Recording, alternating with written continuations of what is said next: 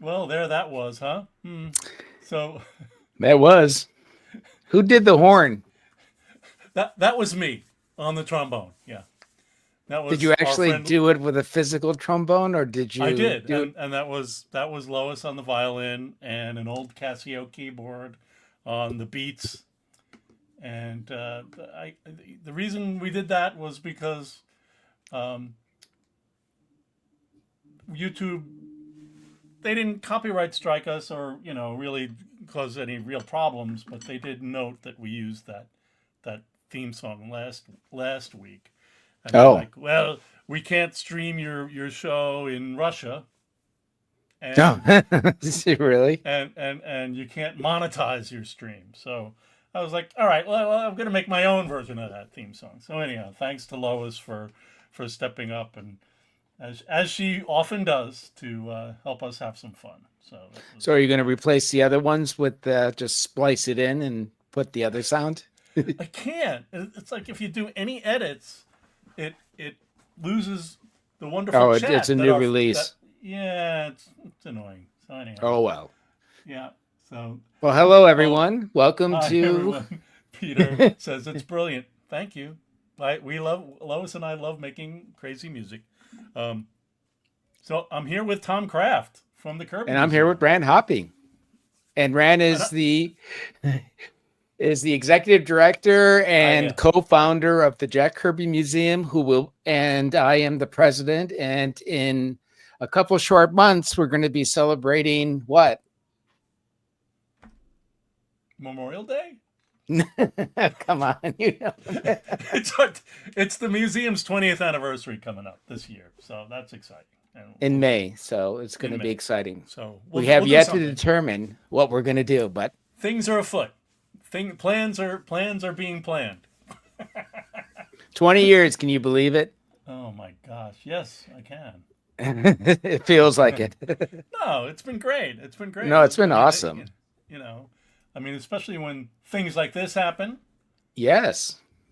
So I don't know if you folks out there saw that in Variety magazine and elsewhere and on our website there was an announcement about a documentary coming out that we and the Kirby family, or the Roz Kirby Trust, aka the Kirby Estate, are teaming up with some really great folks over at Submarine, and going to make a great Jack Kirby documentary. So really looking forward to that.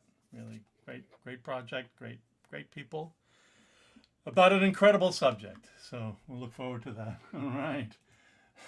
Hey guys, Marcus Reads Comics. Good to see you back. Lantern Zone is back. Hello, good to see you. Your wife is back? It's Lisa. She's out and about. Hi, Lisa. She's on the avenue on Washington Street in Hoboken, going shopping to the drugstore, and she has her phone. She's mobile. That's right. Thanks, Lisa. So yeah, the documentary is a big deal, very exciting, and also, what, 2 By weeks the way, ago I can see your cursor, just to let you know, because I know. All right. I'm gonna leave it that way for now. We have there's a great video that we put up on our YouTube channel. Hey, Steve. 9 minutes of visiting with Jack in his house. It's Steve Meyer. Hey, Steve, great to see you. Please check out our YouTube channel. Subscribe to our YouTube channel. Take the notifications so that when we're doing stuff. Ring the bell? Really appreciate it. No, ring the bell. Yeah, ring the bell. And so obviously no pressure or anything, but come on, join us in the world of Jack Kirby here. It's look at all this fun stuff that we've done. Holy moly. Wow. I kind of bypassed all that. The DC in the 70s. Hi, Lois. What the heck? Lois. Yay. Lois. Thanks. Lois totally kicked ass on that intro. On the violin. It was great. So yes, where did we do? I guess first issue what? I think we covered whatchamacallit, Justice Incorporated. We did. I believe. Yeah. So we did do that. All kinds of wonderful things on our channel, and we are doing things in real life too. Yes, it's painful, but we are. The incredible Kirby Vision exhibit out in LA last year. It was wonderful. All the great support from people, Bruce and Sherry and Perry and Alex, and it was a really great show. We swear the books are coming soon. If you're paying attention and waiting for your Sky Masters of the Space Force complete Sunday strips in color, 2nd edition that we crowdfunded for more than a year ago, they are in the United States and hopefully being shipped. Yeah, they were supposed to be shipped this week. Ship this week. So we'll look forward to hearing from people that they've received. Yeah, if you receive one, let us know so we know. Let us know. Yeah, please. What's going on with this blue screen? Oh, it's this, folks. We are a nonprofit and we are raising money for our website. I think we're getting close to 10,000, half of this phase 1 goal. So we're really around 8,000, I think. Yeah. So, and this money will give us the ability to actually get professionals to help us bring this to life. That's right. So we need not to say that we're not professionals. It's just that we're professionals in certain domains. That's right. We need hardcore database website developers. Yes. To do this kind of stuff. So yeah, we're looking forward to making that happen. And you can go to kirbym.us/e/call to do that. You can text Kirby Collect to 44321, and even right in that chat window there on YouTube, I believe there's even a little $sign that you could click, and you could actually send us a gift via YouTube. Nice. And we will tag that. And I'd love for somebody to do that. Send us $5 just to see that it works. Because I think it works. Tease. So what is it? I don't know. Gosh, I don't even remember what it's called now. But anyhow, a super sticker or something like that. Anyhow, that would be really fun. So it's really great to see everybody in the chat.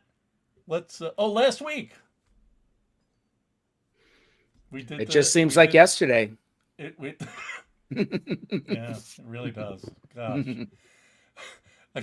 So we took on the Treasury edition. That was really a blast. Yeah. Fun, really fun show. And here we are this week, episode 2. So what's really nice about this series is that out of everything we've shown so far, this series is not in reprint. So this is your chance to see it, unless you go to a comic store and try to find it in the 25-cent bins or pay a lot of money on eBay. Yeah. And it's well, when I put these slides together, I did what I did last week, which was, if we have original art in the digital archive for this issue, I'm putting it on the screen. It's there. So we're going to see a lot of original art, and for every page of original art that we have, I found we do have a lot of the pencil photocopies from Jack Kirby's photocopier. So we awesome. Scan them, and we have them. So we'll be looking at some pretty cool stuff. Yeah, it's I love this comic. Anyhow, all right, shall we? Let's take a look. Here's the cover for issue 1. So do you know how soon after the Treasury that this came out? Oh my gosh, you're going to ask me that. All right, I think it was fairly close. I think so too. But I do have a that's the kind of question that I'm glad you asked it. I'm glad. Okay. Sorry to put you on the spot. It's why we're here. Newsstand dates. I have a spreadsheet. Uh-oh. Why? Because you're the spreadsheet king. I'm a spreadsheet guy. I can be. Yeah. Okay, so the Treasury came out in July of 76, the bicentennial. And issue 1 came out in late September of 76. 2 months. Yeah. Okay. It was a bi-monthly comic too. Oh, okay. So it no, it wasn't. Okay. No, now I'm looking at this. It was not a bi-monthly comic. I am okay. Take that back. Yeah. So this is a very cool cover. I like it a lot because it's just so iconic. You know, it's got all that stuff. It doesn't have big blasty words on it. It's just what it is. You know, cool images. It's one thing that's kind of funny about it is is that Jack definitely went for the alien monsters in this series, which, I guess you need conflict with other beings or something, So that's something that's kind of interesting. But that's why you got the tentacles on the spacemen there on the lower left. And I guess one thing that about this cover, right, is that I think the logo on the cover on the original art was recently put on the original. It art. Was recently put on. Off. And yeah. No, it didn't fall off. So what happened was, if you look at it, Jack drew too far up on the page, so it wouldn't fit the insignia. So if you look at the actual printed thing, they added stuff to the right and left to make it further down. Like, look at the circle the to the left, the planet, the purple. Yeah, they added Yeah. to that to make it horizontal. Oh, And then they added a little space to the sides. yep, and also look at the tiger. They added more Uh, body to it. well, I also noticed that the dots, that the dots, and I'm calling them dots. I don't care what our poll says. Rand is a dots guy. No, really, the poll on on YouTube was like overwhelmingly crackle. Ah, So, but I'm still a dots it's guy. weird that we both grew up with calling it Kirby dots. I mean, before I Right? even got back into comics, I was calling it. Yeah, yeah, yeah. But they added the dots. So yeah, there's a little bit of stuff going on with I guess the print version with stuff on the sides and the dots below the logo. That's interesting. BTS. It's behind the scenes stuff. I love the I love this next page though, the splash page here, because I love that Jack's script is "Hold it, man. Where are we going?" in the pencil. And they didn't put it in. Like they edited it out. Good old, best one of the best editors in comics, Archie Goodwin, I guess, was like, no, no, don't put in "Hold it, man." I don't know. I like hold it, man. I like "Hold it, man." "Hold it, man." That's Jack's new character. But yeah, I have to say, with the pencils and also the inks, out of all the everything is like really tightly drawn.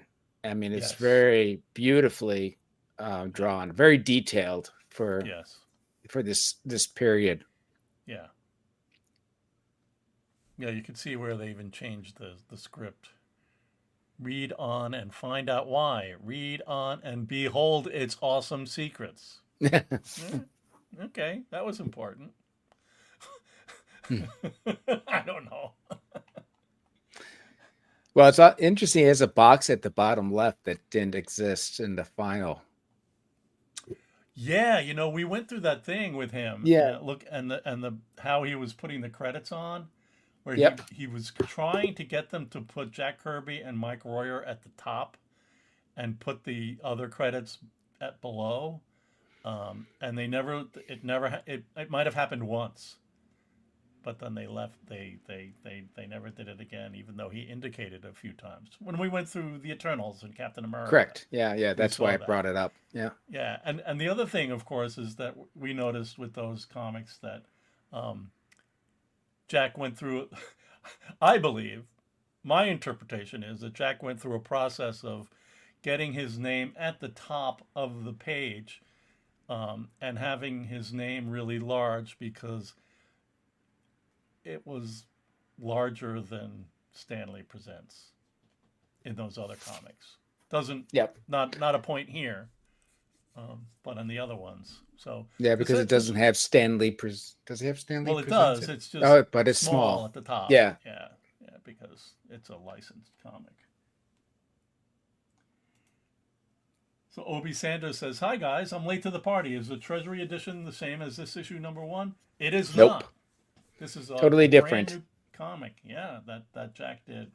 It's a follow up to the Treasury edition. Actually, if you look at our last episode of this show, that you see the final page that Jack was planning this comic. It was like, come and see the Beast Killer. Here he comes. Yeah. So maybe he even was. I kind of wish. I kind of wish he was planning to actually have them all be large sized comics. That would have been great. That would have been Maybe great. I wouldn't be surprised if he wanted to do that, if they, yeah, but they Marvel didn't probably want to spend the money. no, they wouldn't want to do that. Yeah, yeah. So there's Beast Killer. What's up with this guy? Oh boy. All right, we'll move on. He's hanging on a tree with a club. He's like nobody else. He hunts alone. And we're in the forest. Yeah, and It's pretty there's lots of aminals. aminals all over the place. That's right.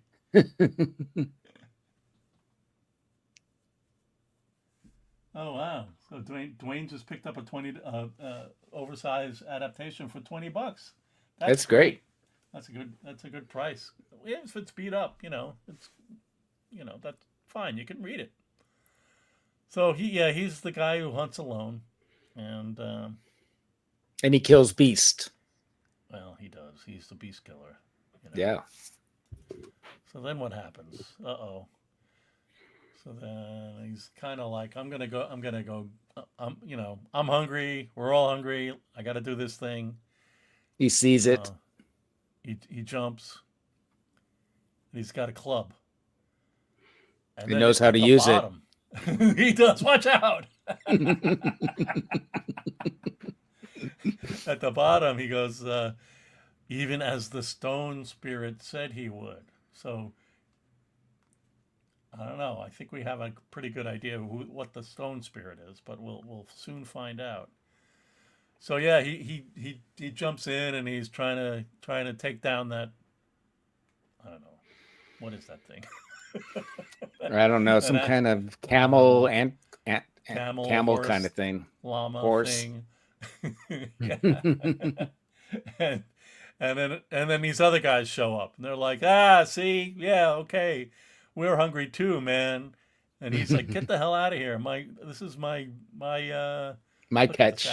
Yeah, look at the action though. The original art and the pencils are so much. Yeah, more it's great. dramatic. It's beautiful. And the others flee. Their bones ache. Beast Killer, pretty much got rid of them.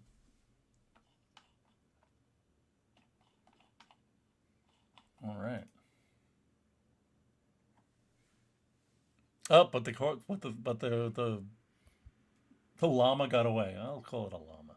Yeah, because of the other people trying to get at it. It's their fault. So now what? If he had slain the long leg with his first strike, he would be back at the cave already. But the club has failed him. Maybe I'll go talk to that stone spirit. Well, now they call it. He says he is truly in league with power spirit. Yeah. Oh, that's right. They know about it with a power spirit. Yeah, they seem to know about it. That's right.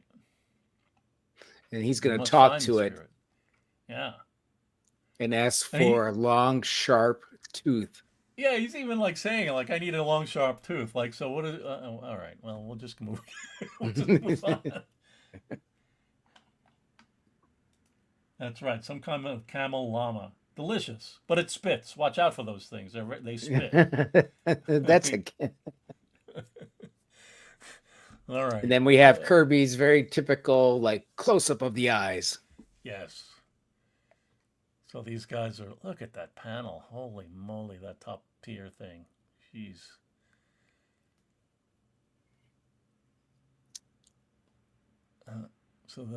So they follow him, and then they're standing above him as he touches.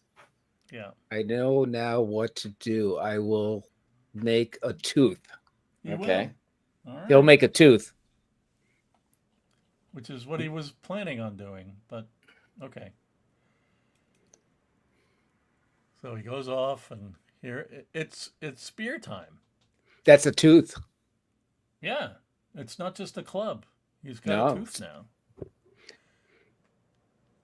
He's grabbing vines and tying it up, and it's too mysterious for the onlooker. Say, like, what is he doing? Yeah. And he takes the saber tooth down, and then he's excited about that.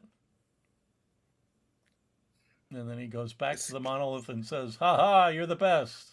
This can slay Sabretooth. The spirit does not lie." Yeah.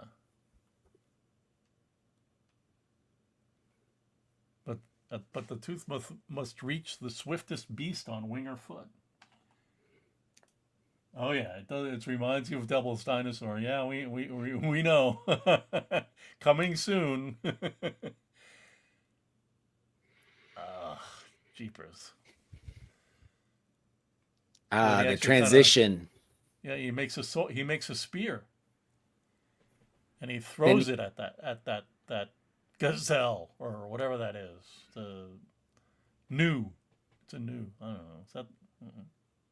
Hunger is a never-ending condition. Time to hunt comes again, and now he has it as a spear. Yep. And then we have, as you mentioned, the transition. And Woodrow Decker is throwing something out, saying, "This thing is useless." Which was a tooth before. I guess. Yeah. We'll find out what this Decker guy is up to. Oh yeah, it's like his other guy, Mason, says to Decker, "Don't handle priceless artifacts that way."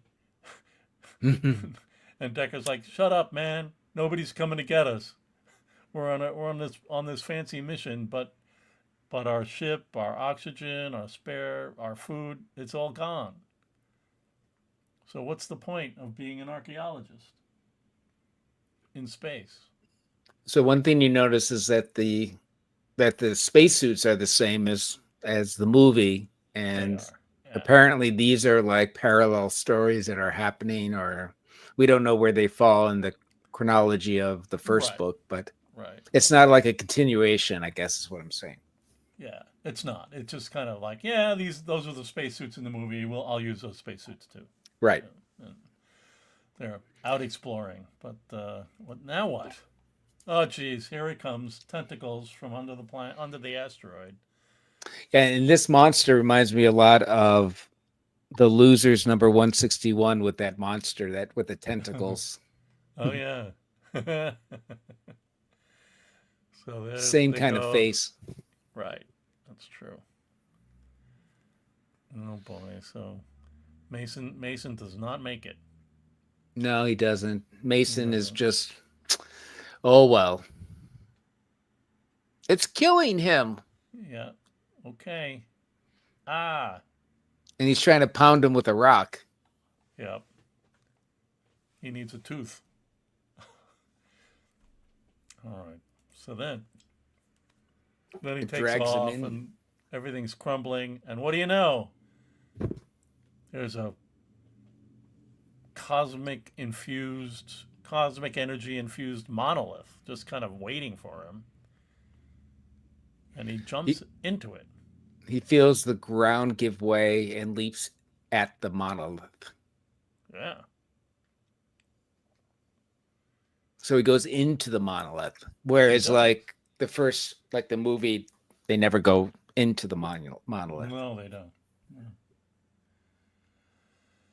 And then he kind of has like a little space trip, kind of like Dave Bowman did.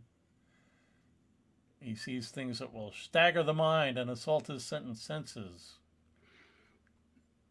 See, now Jack is free to write what he wants, whereas I mean, before he had to kind of stick to the movie. This one, he's free to do what he wants to do. It's his story, 100%.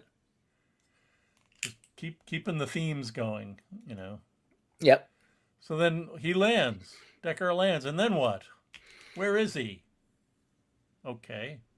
What is this place? How did I get here? Why, it's home, Woody.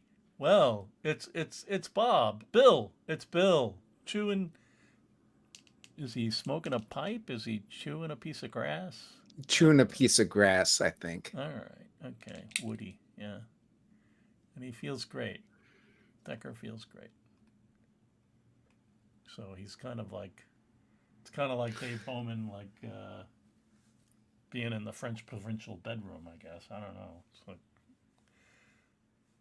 Decker's. It reminds me a little bit of a Twilight Zone where the first episode, the pilot, where called something like "Where Is Everyone Gone?" And no, wait, not that one. Another one where the members of a crew of a ship would go like daydreaming or something into this realm and see friends and stuff, and they walk down this road and everything. Right. All right. So he's like, "Come on, let's go for a walk." All right. Oh, and then it's like, he's getting a little tired. He's getting a lot tired. He's getting tired. He's not just getting tired. He's aging. He's getting old. Yep. His legs feel like lead weights. Can't go on. Must rest. He's down. And then what? He turned and then he The monolith, just like the end of monolith the Treasury Edition in the movie That's right. where it gets Yeah. old and then the monolith appears in front of him. That's And what does the monolith do? Oh, jeez. All right. He changes Cover- him. Puts him in gossamer and some kind of saran wrap, cosmic saran wrap. And he becomes the new seed. And he floats out into space amongst all the Kirby dots. Does he say new seed here? Because I don't think he Not says that on until This later. page. Right here at the upper right. Okay, new seed. That's the first time he says it because that's different than, of course, the movie. Yeah. They never say new seed. That's right. Well, get ready for the new seed because I'm gonna dive in a big pool of new seed right now. Uh-oh. Because this is I'm issue scared. number 1. I know. Get ready. I'm not doing anything other than I'm gonna read this. Bear with me. So it's the first issue of the comic, so there's no letters. So they actually Jack wrote an essay, and it's long, but I think it'll be all right. Let me get my water ready. All right, the new seed. By and large, it is the creation of the new seed which seems to be the basic consistent thread running throughout the now famous saga we call Space Odyssey. The new seed, in effect, emerges as a triumphant character at the climax of this magazine. It is this enigmatic little rascal for whom all the fuss and fury of the ages is first stirred up and then laid to rest in a final bow to the future. But who is the new seed? Or perhaps we should ask, what is the new seed? Is it man in transition? A testament to survival and continuance? Some fantastic projection of our ultimate destiny? Or is it the natural acceptance of what we expect to come after us? None of these speculations may be correct, especially in view of the imposing appearance of that alien counterpoint, the monolith. That granite gremlin towers above these proceedings like an overpowering phantom, talking only to a chosen few when the destined time is at hand. It is the monolith which is the fly in our ointment when it comes to nailing down our opinions of the new seed. For if there is an alien power shaping the course of our evolution through the monolith, then it is doing so for purposes beyond our understanding. That power may well be injecting ingredients we're not aware of, changing a natural order to one of its own design. Still, the monolith is a fictional element in a very real process. I believe that it is this process which intrigues us, and it is this underlying thought which has made Space Odyssey such an immortal product in the cinema, in literature, and now, all willing, in comics. Now that we're here, where are we going? That is the question posed by the monolith, and it is a question which has enthralled man since the beginning. Indeed, next to the more basic question of our individual identities, this larger puzzle will continue to tease us to the end of our days. And fortunately, it will remain a continuous boon to the workers of these editorial vineyards, us happy souls who make a living off of our abilities to involve you in the fantasies so necessary in providing the proper balance in your everyday joust with reality. Yes, the new seed is the conquering hero in this latest Marvel drama. Why? Because he has staying power, that's why. He will always be there in the story's final moments to taunt us with the question we shall never answer. The little shaver is perhaps the embodiment of our own hopes in a world which daily makes us more than a bit uneasy about the future. Today, man is fouling the air. He is exterminating entire species of flora and fauna. The oceans smell of foul odors, And there are disturbing rumors that we are destroying the life cycle of the very sea creatures which have provided us with the necessities for existence. It can all start with very small things, like plankton, the lowest form of life in the pecking order. Eliminate plankton and a higher species dies out.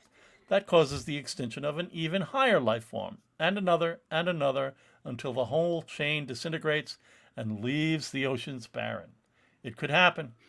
The world could go out with a whimper instead of a bang, and our every vision of the future could suddenly become highly academic.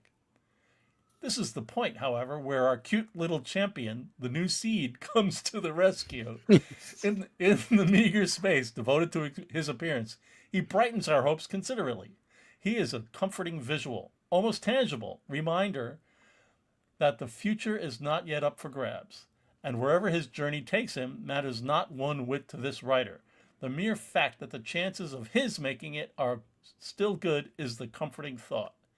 In short, the new seed is no more than the spirit of our own self-belief, our own confidence in the stubborn rationale which has brought us from the caves to condominiums in the suburbs. Somehow, at the very edge of group destruction, history gives evidence of a persistent proclivity on the part of human beings for keeping mind, and whatever else matters, on an even keel. The new seed merely says we can still do it. We can keep the environment and ourselves running into the distant future. We can, someday, knock off our hostilities and concentrate together on the great mystery of the stars. But until that day arrives, my advice to the reader is not to break the fantasy cycle. The excitement in store for you in Marvel's Space Odyssey will be heightened by an awesome array of characters that are guaranteed to freak out the faithful fan. And in the vanguard will be the new seed. For it has been said of the converging cast, a little squirt shall lead them. Jack Kirby. It's a little squirt. So there you go. So we had one of these essays a few years ago, and it was a novelty at the time, right? Remember I had an AI read it? Yeah, you had right. And I was like, yeah, that's old hat now. We don't need to hear an AI read it. So there you guys got me. So I wonder if he was planning on just calling it Space Odyssey, and then because of legal, Right. They had to put 2001 because that makes more sense to me. It does. You're right. Good point. Well, thanks for listening, all, and thanks for Jack for writing that. It's actually pretty cool. All right, here we go. Issue 2. Vira. I'm gonna take a drink of water here. Hang on a sec.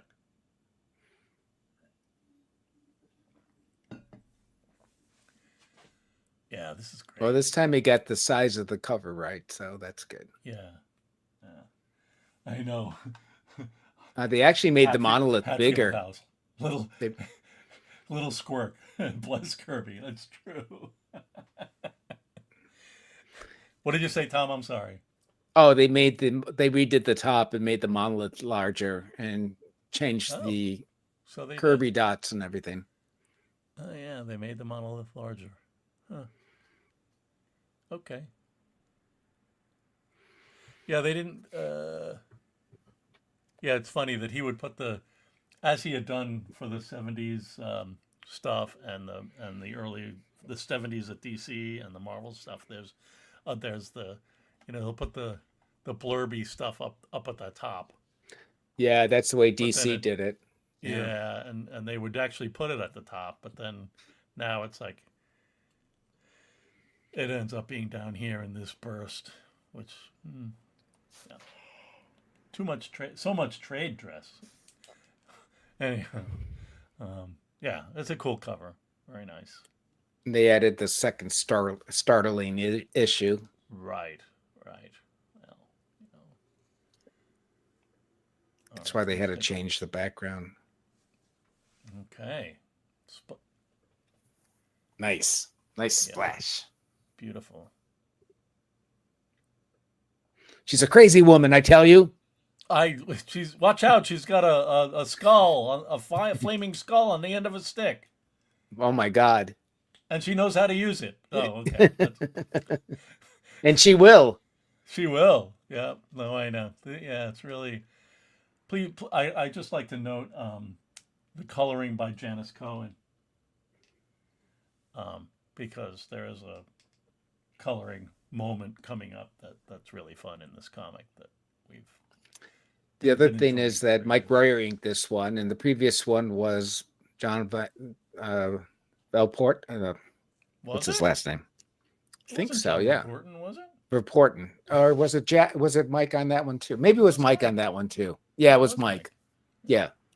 So Mike Royer is the inker on a lot of these. I think all of them, right? Maybe not every single one, but I think so. Yeah. I guess we'll find out. Stay tuned. Stay tuned. Okay. Oh, jeepers. Well, she only wants some food. She's hungry. Look at that. This is great. She has our enemies return to life with eyes With of eyes of fire. fire. Yes. It's funny because the skull doesn't look like a human; it looks like an ape. True. And these I are see why you his. say that. Yeah. Yeah, but it's a great example of a powerful woman. Ta-da! Yeah. And we actually still have a few prints of this that are signed by Mike Royer. That if That's you true. come to our booth at some conventions, perhaps even at WonderCon, not sure, but maybe even at WonderCon soon, in a couple of weeks, we will have some of these prints for sale, signed by Mike. They're beautiful.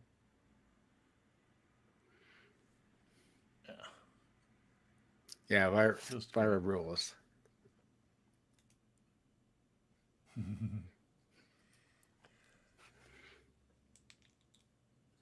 She's only just used what she's found in the cave: tar, fire, a wooden shaft, and a ritual skull. But it's enough to protect her. And then they all run away, and she Yeah. goes down somewhere. They will They will never never follow me up me here. up here.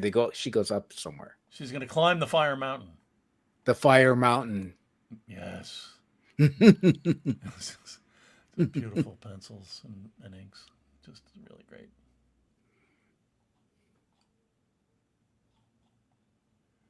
All right. Classic Comics, subscribe. Thank you. Please, more subs. Okay, she climbs. Wow. Look at that monolith flying sideways in the air. That's unusual. Ah, the stone spirit calls to me. Don't It- fear. Not to fear. The monolith is like a stone, like no stone ever seen. It hovers in midair and sings with a voice possessed by no creature on earth. That's what it does. Yep. It does. You hear it now? It's my Bluetooth Oh, causing okay. friction. And so yeah, she goes up and tells the stone spirit, "I need food. I need water." Tell me, stone spirit. And then she's like, "Yep." Now she knows what she can do. She can use fear. So she Fire is suddenly what does it say? Inspired? and she's inspired. Okay. She will use the soil bones. and fear. Yeah. Oh man, these 4-panel pages. So beautiful. Oh, we did have page 11. What do you mean? Oh, that's right. That was from issue 1 that we were looking for the page 11. Yeah. Sorry. Yeah. Ayah! So she takes What all is the it? bones. Oh no.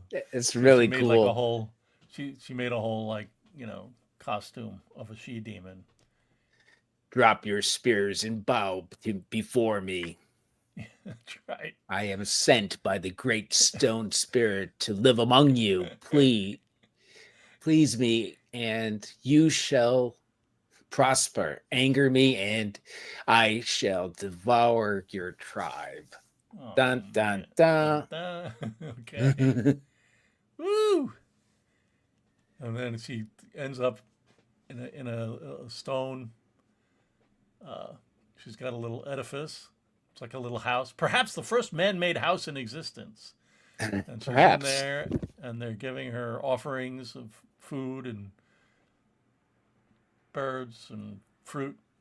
it is And time she to thinks, feed her.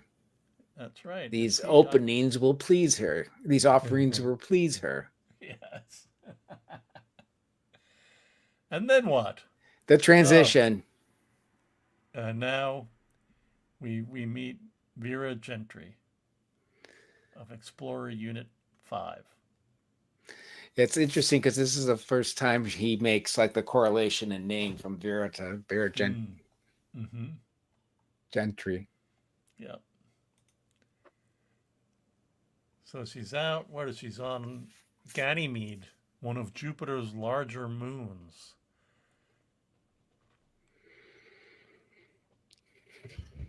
Um, she's on a UFO assignment, so not really sure what's going on. NASA there. must She's be recruiting watching. male chauvinist staffers. Yeah. They would pick a female for this UFO equipment. So she's maintaining equipment. Oh, well, anything for a barrel of laughs. Yeah. Side by side in the last screen. That's right, Matt. Good to see you. So then, yep, there they are, UFOs, alien ship, and they're shooting at her, and she's running. All the equipment's been destroyed. She's hiding. Well, I guess the Hey. UFO stories are true then. And Right. there's the UFO. There's aliens. Oh boy. And she finds a hole. She goes into a crevasse. It looks promising. I got no choice. That's right. And what's in there? What's in there? The monolith. Moly. It fits in there. Yep. It's the monolith. Good heavens. What's that? Oh, this is like one of the best.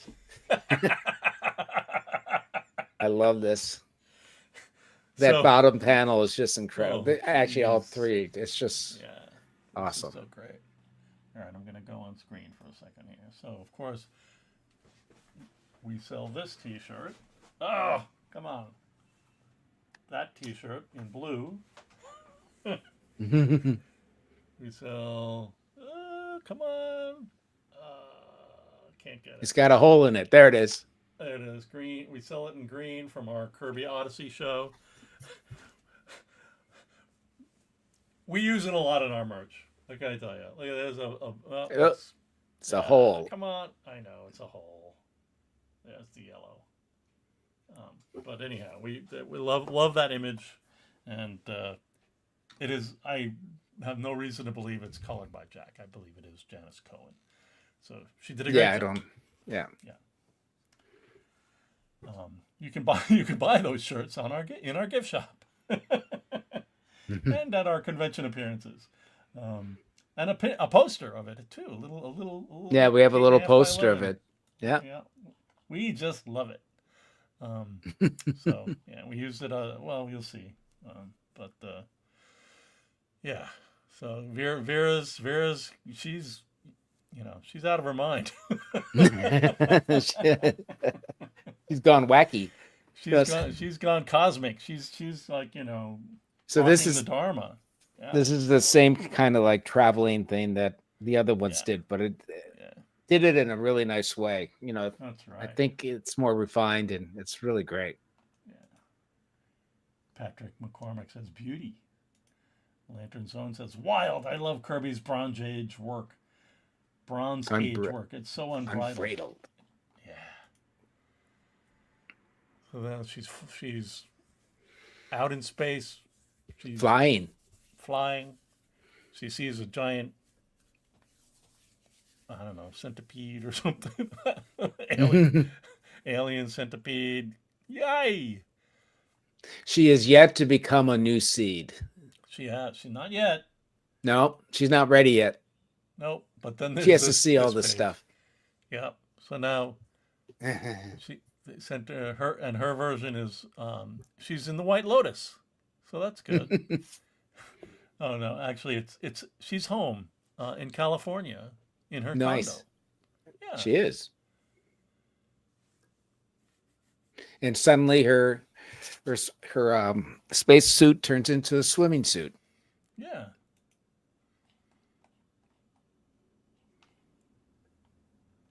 Yeah, I don't. Probably didn't like it that much. So she's out. She's relaxing. She feels great. She's had an incredible cosmic experience, just like Dave and that other guy, Mason. No, Mason was whatever. Decker. Mason. No, it wasn't Mason. It was the other one. And she ages quickly. And she gets saran wrap on her again. Gets her the saran wrap. Yeah. We love it too, Apex Comics. Apex Comics says, I love 2001 short-lived series. So I think sooner or later it's going to be reprinted in the next couple of years, I'd imagine. I believe so too. And here's the end. Last page. Marek. Yeah.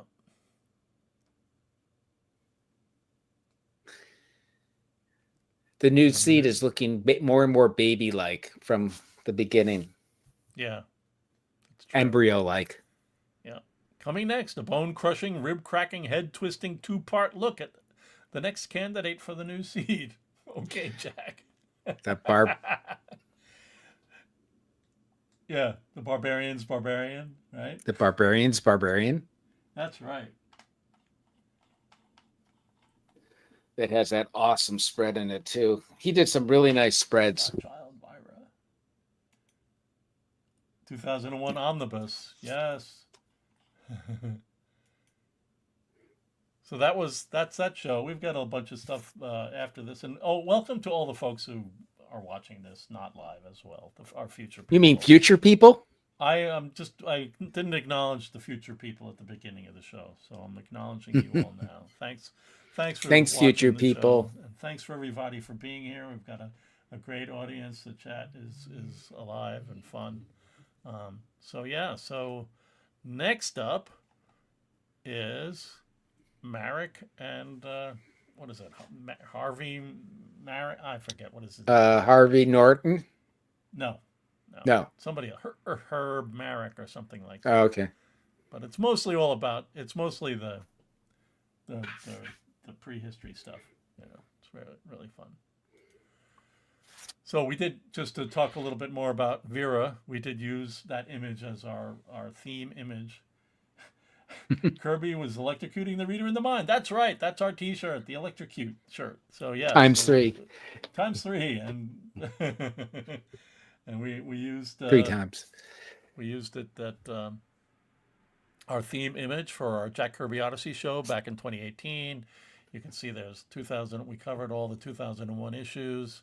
You can see the first issue and second issue here was surrounded by original art, large printouts that you could read of the pencils of those issues. And then on the wall here were a little folder where you could actually read the comic in like regular size.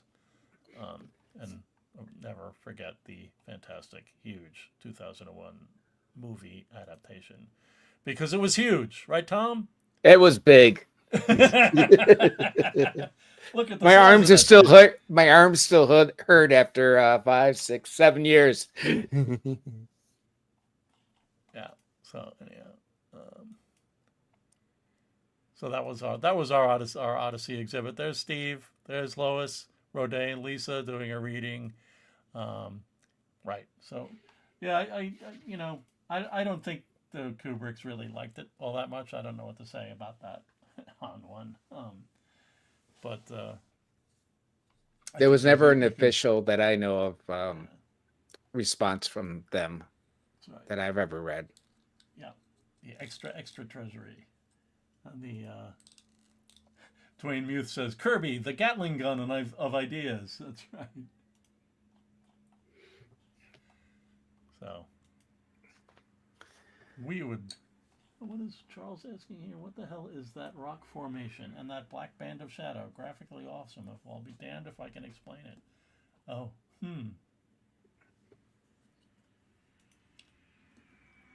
Archaeoptery X-Man 421. Yes, we are hoping for those as well.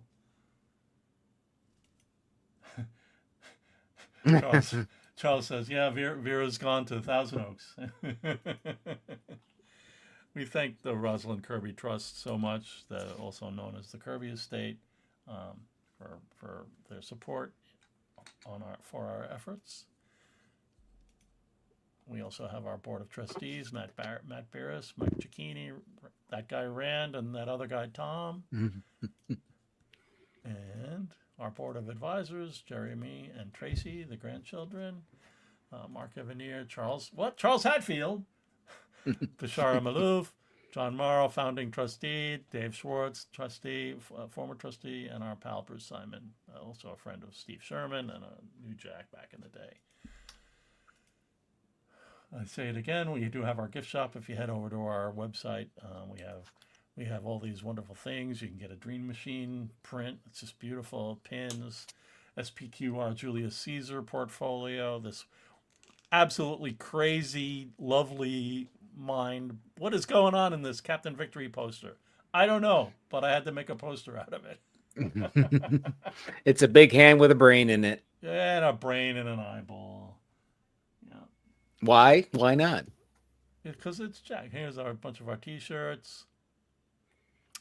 Just have the blue and the green with Vira. But there is also a red one. I don't think that's on the website. I think it is actually. So that really helped. So comment and like. We've got a lot of comments in the chat, and we thank everybody for that, for joining us. And I don't know. Tune in next week for Marek and that guy, the Wheels of Death. The Wheels of Death. Dun dun dun. Mm-hmm. In the Barbarian's Barbarian. Yes, the bone crushing, head turning Marek. Yep. All right, folks. We're gonna say Well, thanks for joining us. And we look forward to next week for another exciting episode of 2001: A Space Odyssey. That's right. Who knows what the musical intro will be next week? Maybe it'll be the same. I don't know. But anyhow. Well, thanks, mix Tom. it up. Yeah, I guess. All right. Take care. Thanks, everybody. everyone.